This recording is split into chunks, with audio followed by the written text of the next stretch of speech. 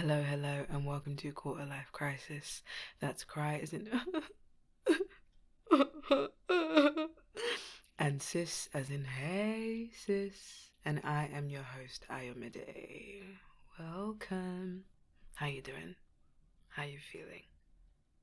Yeah? Okay. All right. It's interesting. It's interesting. Thank you for telling me and sharing this time with me. Before we get into the podcast full, let's do as we always do and drop whatever it is that you're doing. If you're on the train, find a way to be still and really come in here with me, and let's just take a deep breath. Okay? In, out.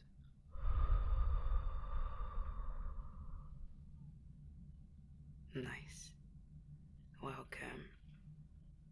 So in today's episode, I want to talk about the concept, or the belief, I guess, of looking at life as a game. So there are videos of me on the internet literally being like, life is a game and you just need to choose how you're gonna play and da da da da, right?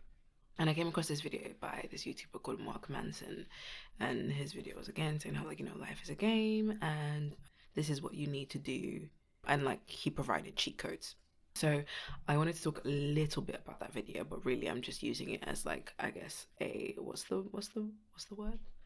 A jumping point, not a soundboard, a jump off point. I can't remember what the word is. That's been happening to me a lot. Words that I know keep escaping me. It's very annoying. But in this video by Mark Manson, he talks about life being a game. Yeah, and loads of people love games. People love video games and and game activities. And when it comes to things like learning, and I know as someone who taught English as a second language, one of the best ways in teaching people a language, especially children, is to gamify it. So I'm just saying this to we love games. We all like games, okay?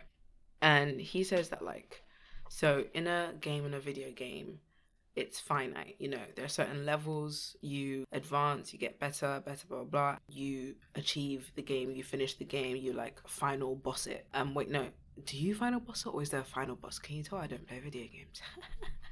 But yeah, but a game is finite. You want to get to the last level and finish it. But life is infinite. The game of life is infinite. Now, that doesn't mean that we live forever, because we don't. But there's no final level. No one tells you what the final level is, and you just kind of gotta keep going. There's no okay, yeah, you're done, cool. You just gotta keep going until your time comes, And in this video, other than the point of games are finite, but the game of life, or life is infinite, he gives you cheat codes for how to win the game of life, I guess. Some of his cheat codes are failure is good, figure out who your friends and your enemies are, have boundaries. And one important point that he makes, I'm not sure if this is actually a cheat code, but one important point that he makes is that in the game of life, you don't always want to be the hero. You don't always want to save the princess and finish the quest. Always, maybe even, because when he said this, he used the example of Thor in, is it Ragnarok? What's the one where Thor gets really fat? No, it's one of the Infinity Wars, right? Endgame? Anyway, the one where Thor gets really fat, and obviously it's because he's grieving, but also he saved people and all of that, and he kind of goes through an existential crisis. Thor has done the hero thing, he saved the princess, whatever, he's finished the quest. And so he's like, fuck, what now? And I thought when he made that point, I was like, that's so relevant, because a quarter life crisis is a form of existential crisisism. And I would say that being in this part of our lives, the quest that we have finished is school, gotten our degrees. I mean, some people have jobs now, but for most people in quarter life, it's we followed all the rules. We went to primary school, went to secondary school, went to sixth form or college, and then we have university. And it's once we're done with that, some of us are lucky enough to go straight into work, some of us don't. But even if we do have work, we're kind of oh, okay, what do I do now? We don't have that same structure that we did at school. Like, we really are just like thrust into life. And I think the getting the degree, or even getting a job part, because just because you have a job doesn't necessarily mean you like know what to like continue doing, because once you have the job you're like, okay, shit, I actually have to do this. But we finished that quest and now we're just like, what do I do? And I guess that's why like you gotta keep learning and keep open. I don't know. I think I've made a statement about, we enter a crisis because we have completed a certain type of quest in our life. And I wanted to, I guess, like give a solution, but we don't need a solution. But at the same time, because our life isn't over yet, because life is infinite, the game of life is infinite, we gotta keep going, but we don't know what to do. So with that said, I mentioned that he talks about like, failure. So in a video game, in any game, when you fail, you get weaker, right? You tend to like lose lives, right? Your character, your avatar gets weaker. You have to start all over again or whatever. You don't want to fail. You want to succeed and you want to pass the level. But in life, failing, apparently, according to this guy, according to Mark Manson, and to be fair, like according to loads of other people, is the key, is one of the greatest cheat codes, because the more you fail, the stronger you become. Because when you fail, you know what to do next. I mean, like, you know what to do better. You know what not to do. It's like the point of life is to fail as many times as possible, and as much times as you can, in as many useful ways to your quest as you can, right? Whereas in a video game, failure is seen as a bad thing. In life, failure shouldn't be seen as a bad thing, because it helps you learn. It helps you, I guess, succeed faster the sooner you fail. And like the way you react to failure also, helps your character develop. Yeah. And we could go more into failure, because I think like failure obviously can be a scary concept for a lot of us. Fear of failure is a thing. But I think I'm going to leave maybe delving deeper into that in another episode. But I did just want to point out that he said that, and that resonated with me, and I thought it would be, interesting to mention.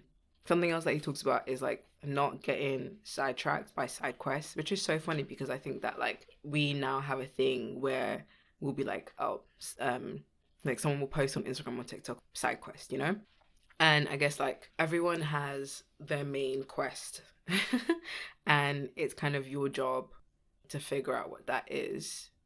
And I guess when you don't know what that is, that's when you can like, enter existentialism.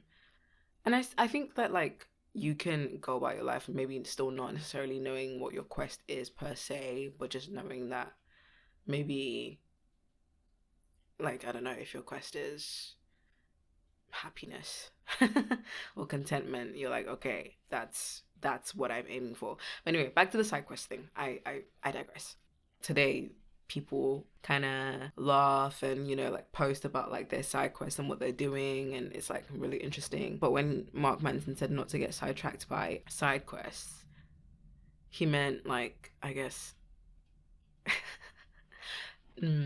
like distracting ones. Side quests, I guess, that don't do anything to add to your main quest or add to your character. Well, he used example of like, going out with friends. So not the going out bit, but like getting super drunk. It's like, how does that add to your main quest? And I don't know if you have like a certain routine, or maybe like you're going to work the next day. It's like, that side quest is maybe not is not the quest that you want to take today, So that's what he was saying. I don't know if I fully agree, because I think life is meant to be enjoyed, but at the same time, you can enjoy yourself without getting like blackout drunk. That is kind of dangerous, and you don't want to be doing stuff like that. But that example that he gave of like, I guess just things that take you off the course of your main quest, because some side quests can be useful. Some side quests can add to your character, your avatar, i.e. you. I think things like partying or seeing friends and hanging out and stuff, like those are side quests that can also be important. But maybe what I think of as a side quest is not exactly what he's getting at. I think he's just getting at, like I said, like the things that are distracting, the things that not just distracting, but like detrimental and literally don't add to your person, and literally like leave you hungover, leave you feeling like shit, leave you making stupid decisions, things like that. It's so funny because I literally said I don't want to like go into this too much. I mean, to be fair, like I'm talking about what he says in the video, but I'm kind of reacting to some of the points he made and like what I think about it. And I think the last point that I want to say that he makes is that in a video game, the quest is kind of chosen for you. Like in GTA, you know, you want to be the baddest thief around. In Call of Duty, you want to beat whatever dictator there is. I don't know what the point of these games are. Sorry, I don't know like what the ultimate goal is. Forgive me. But in life, you choose the quest, right? Like it's not given to you. You don't know what your ultimate goal is. And you can't even ever really know, like even sometimes you may have a goal and you can get to it, but there's other goals that maybe you don't reach or that like they change. Yeah. And he also says that like in the game though, you get to pick your character and you know all about, you know, your character's stats, you know, like I don't know how good they are at shooting, how good they are at, I don't know, talking smack. How good they are at driving. When you start a video game, you know your character, you know what attributes they have immediately, and you know what the ultimate goal of bossing and finishing the game is. In life, you don't. In life, he says that, you know, you spend the first few decades of your life figuring out what and who your character is. As you get to know your character and you find out your likes, your dislikes, what you're good at, what you're bad at, you're like, okay, this is the quest that I want. This is the route that I'm going to go down. Now, I'm going to bring it back to me.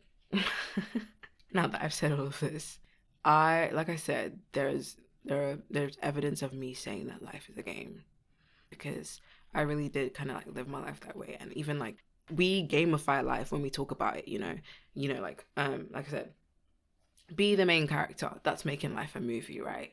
Was it Shakespeare that said all the world's a stage and we're all just players in it or something like that? And then, you know, this whole life is a game. So clearly like we all have this image, or like there's been centuries of us looking at life as more than just life and looking at it as, you know, a way to play.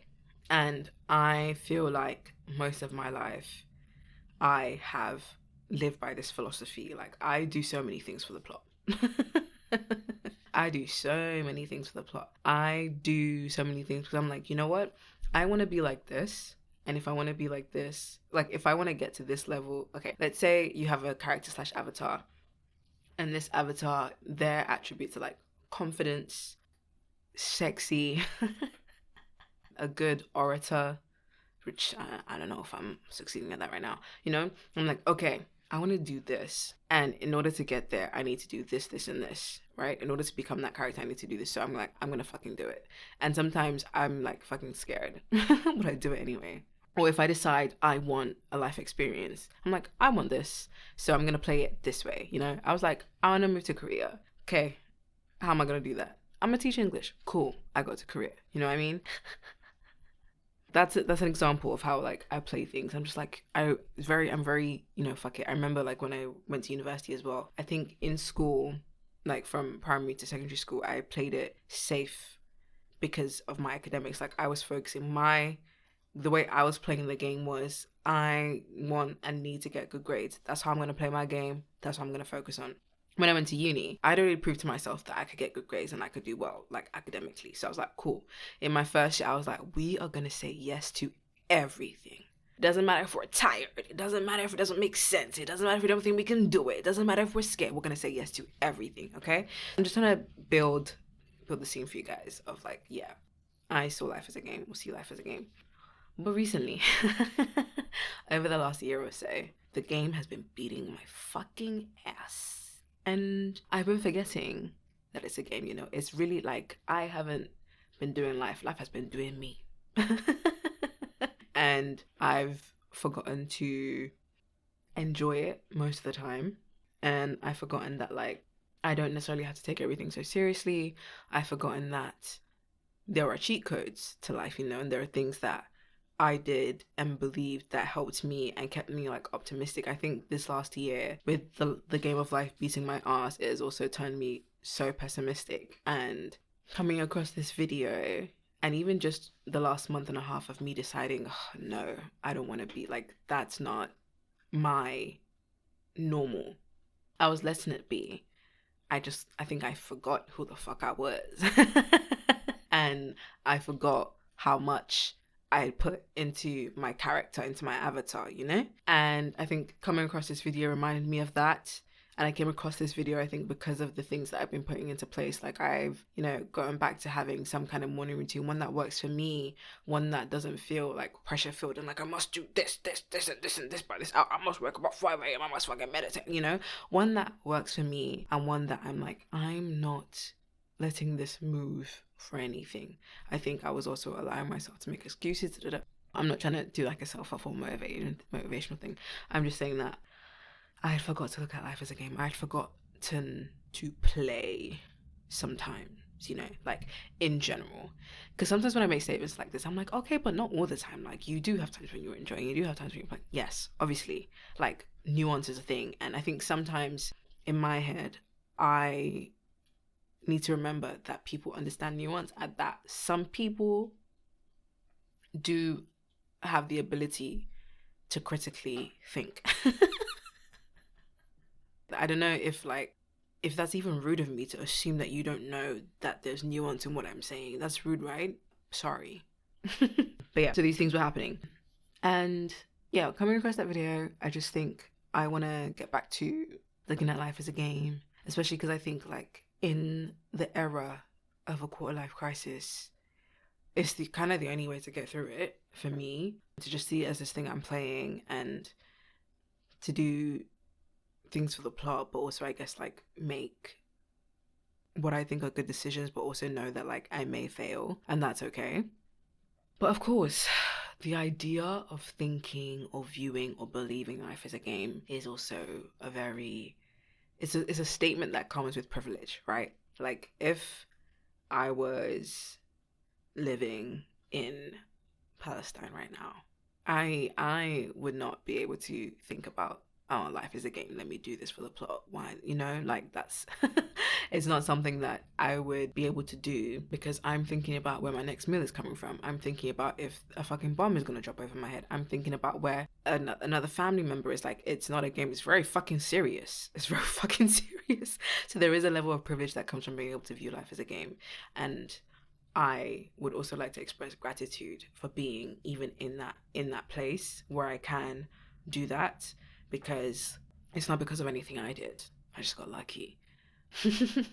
So as we have the privilege of looking at life as something that we can play and something that, can have cheat codes, and we get to like learn about ourselves and fail and fail and fail and succeed. I guess like, oh, I'm sorry. I lost my train of thought.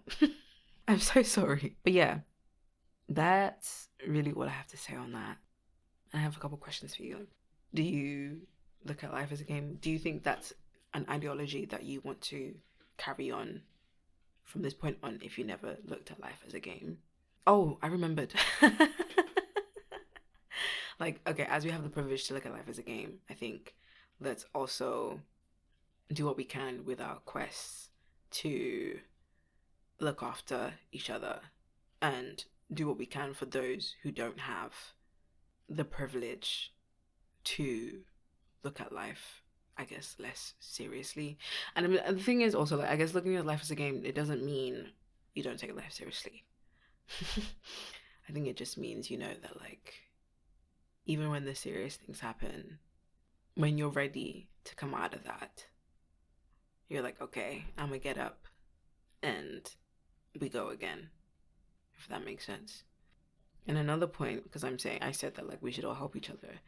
Mark Manson said in the video, I told you, he mentioned like knowing your friends and your enemies. And another cheat code that he said was kind of like, helping others will help you in achieving your quest and in winning. And he was saying that, a lot of the times we think that we're the hero, we're the main character, and everyone is our sidekick, or like other people are our sidekicks and stuff, but really we are all each other's psychics. None of us are necessarily the hero. And I think it's important that as we play this game of life, we figure out who our fellow sidekicks are and the people who will help us to achieve and win our quest and reach our goals, and that we do the same and help them back.